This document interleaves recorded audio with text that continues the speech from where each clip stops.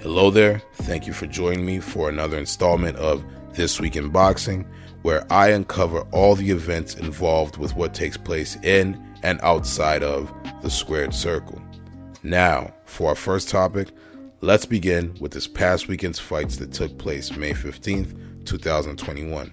Showtime Sports Network would host two unbeaten belt holders in Luis Nery and Brandon Figueroa competing in Carson, California for one another's respective titles. Brandon Figueroa would capture the WBC Super Bantamweight title by knocking out Luis Nery in the 7th round. This was an action-packed, all-gas, no-brakes firefight that would see the underdog prevail victorious. Figueroa is now set to face the WBO champ Stephen Fulton in a unification bout this September. On the other side of the pond in Manchester, England, Eddie Hearns and DAZN also gave us a main event that would showcase two unbeaten fighters in the light heavyweight division, Olympian Joshua Buatsi and Daniel Dos Santos. Buatsi would be in control of the entire fight, stalking his opponent into the corners all night until finally catching Dos Santos with a huge hook, knocking him out cold in the 4th round. Daniel Dos Santos would appear to be okay after a scary-looking knockout, and Joshua Buatsi is set to fight again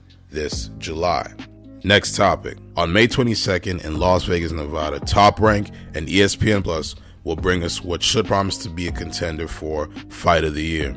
Jose Ramirez, who has a 26-0 record, is surprisingly coming into this bout a big underdog. He is entering this contest having won a majority decision against Victor Polstar and Jose Zepeda, also delivering an impressive win against Maurice Hooker. Ramirez is able to sustain a large output of punches over 12 rounds and has a very effective jab.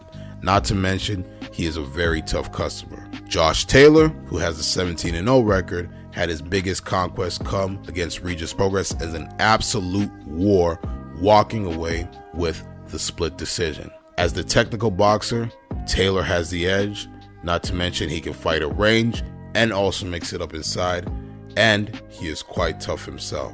How I believe the fight will go? I believe Ramirez will be able to bait Taylor into a brawl on the inside and have success doing so.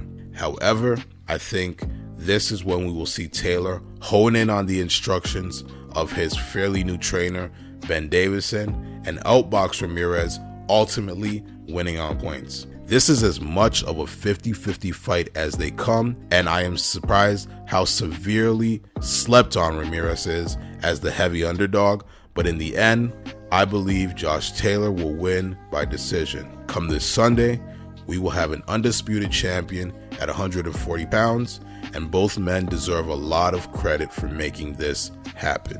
Now, let me preface this next topic by saying one thing I intend not to do is go on wild goose chases disseminating storylines that have no real merit to them. Because at the end of the day, this is boxing, and a lot of times we do not get the fights we want when we want them.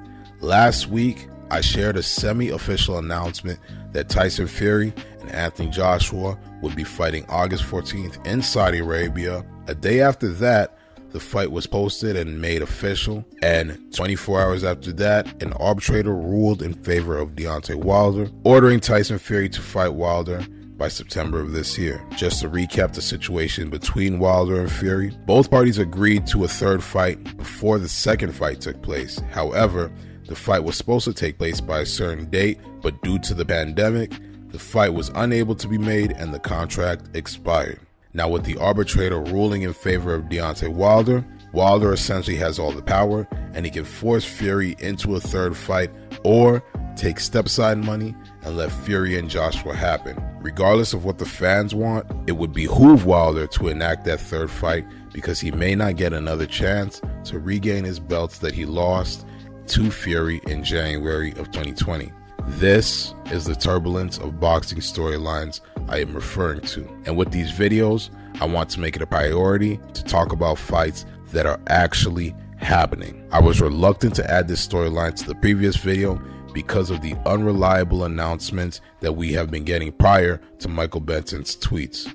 But Also because Bob Arum, who is one of the promoters of Tyson Fury, was suspiciously quiet during this entire media rollout. And now we know why. It is because he was not completely confident that they could remove Wilder from the heavyweight picture. Over the past few days, with all this news breaking, we have gotten responses from all sides, but in the end, what this means for fans is that we will most likely not get an undisputed fight between Fury and Joshua this summer.